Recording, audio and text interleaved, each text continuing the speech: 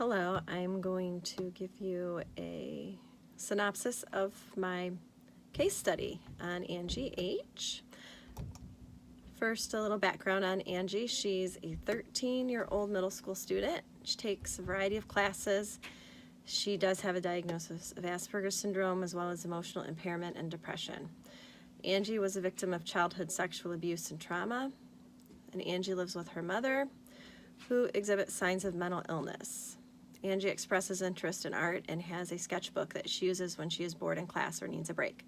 She has a suspected but unconfirmed diagnosis of OCD, and this causes Angie to turn and work late because it isn't perfect. Angie has an active social life on social media, stays up late talking to her best friend in Australia. She will then miss school the next day. Mom believes that Angie should be able to get up on her own, and she also believes that Angie should get her up as well.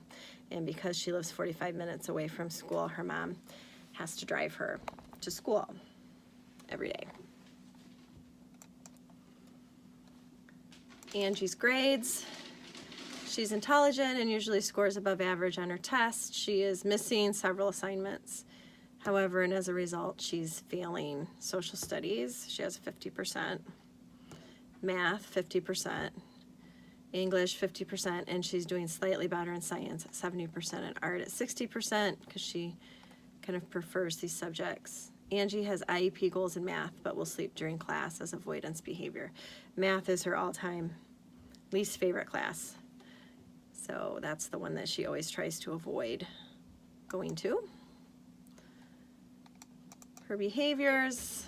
Angie has behavior issues that range from arguing with teachers to general emotional outbursts. She has been known to threaten her teachers with this behavior if she doesn't get her way. And this is way back. I've known Angie since 4th, 5th grade. She's now in 7th. And she was doing this in elementary school too. She will scream at the top of her lungs. And she personally promised me that she would make my ears hurt because of her screaming. And Angie will also walk out of class altogether. She's done this in elementary school. I watched her. I saw her do this. She'll walk out of class and she will just pace the playground.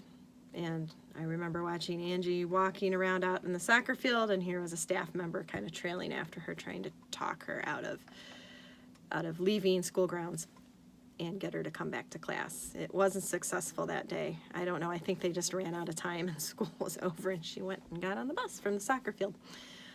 But like I said, in the past, staff has had to go and walk Angie so that she does not harm herself or others. Angie will also sleep during class if she has had a late night, and her teachers, including myself, were reluctant to wake her up because she'll have one of her outbursts and disturb the class, and her outbursts are pretty severe. I mean, screaming, yelling, and she has a kind of a physically intimidating presence about her, so she's bigger than most of the kids in her class, so it's not like you could really redirect her physically in any way. Angie kind of does what she wants.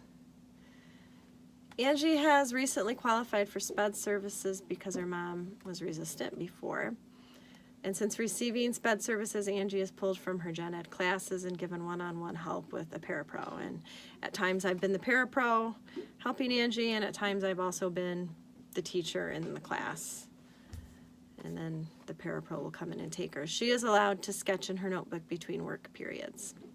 Angie is encouraged to spend 5 minutes sketching and then return to work. She isn't just allowed to, okay, you've done a little bit of work, now you get to sketch for the rest of the hour. It's pretty regimented. And she usually does this without incident. She likes taking that break. Angie is also allowed to wear, she has these special pink earmuffs that she wears, and things are dangling from them all the time, like pens. She has hair ties. I'm sure other stuff will appear, but they hang from her earmuffs. There's actually a sad story behind it, but she's allowed to wear them for her anxiety issues. It's not for sound reduction at all. She says she can hear everything just fine. They're very flimsy earmuffs anyway. But the story behind it is for her anxiety, because she was wearing them when her little cousins that she used to live with were taken into foster care and eventually adopted. So it was the last time her little cousin saw her, she was wearing these earmuffs, and so she wants to be recognizable to them if they ever return from I mean, they're not going to return because they've been adopted.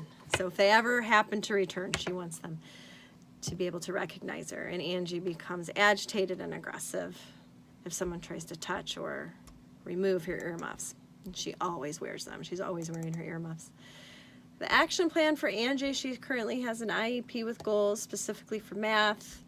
When she misbehaves in school, the counselor has reached out to her mom with limited success. Mom just doesn't answer. I mean, there's been contact. The school has tried, but there's just not much going on there with mom.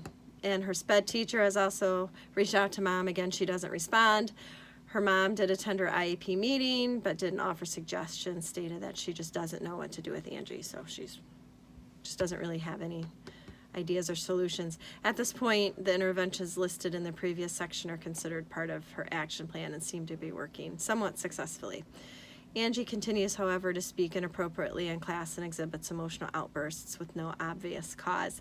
Since I've written this case study, I think I wrote it maybe a month or two ago, Angie has gotten better with speaking inappropriately and having emotional outbursts. So she's getting better, but you're always kind of waiting for the next time. So I'll appreciate any suggestions on how to help her become more successful. Thank you.